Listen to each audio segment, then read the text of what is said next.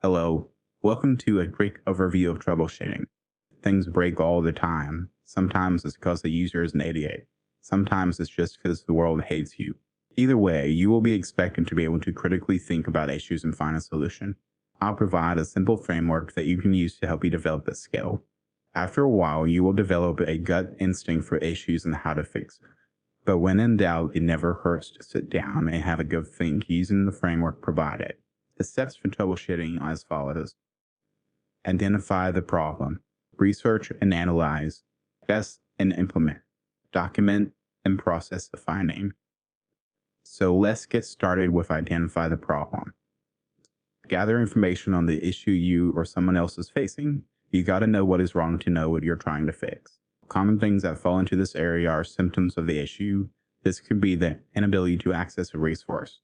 Reproducibility of the issue. Can you make the issue happen again? This is pretty handy to help isolate the issue, but sometimes you won't be able to reproduce the issue, and it's a sporadic one, which makes it much harder to find a solution for.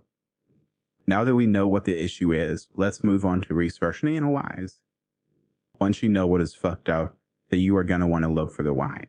Here you will check for potential causes and solutions that might work. Sometimes this will be throwing stuff against the wall and see what sticks, but with experience and research you can make informed proposed solution. Use your resources on hand. Read the fucking manual, Google stuff, ask AI if you have to. You will start to build a repository of knowledge of why stuff fucks up and how to unfuck it up.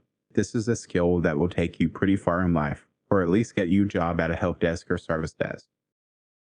All read up on the issue. Now it's time to test and implement.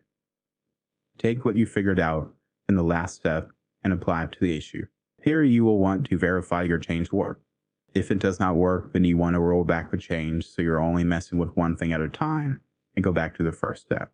When you make changes, the goal is to make things better, not worse, so always have a rollback link. A rollback plan can be restoring from a backup, or as simple as unclicking the checkbox you quit. Did you get it right when you make the changes in the last step?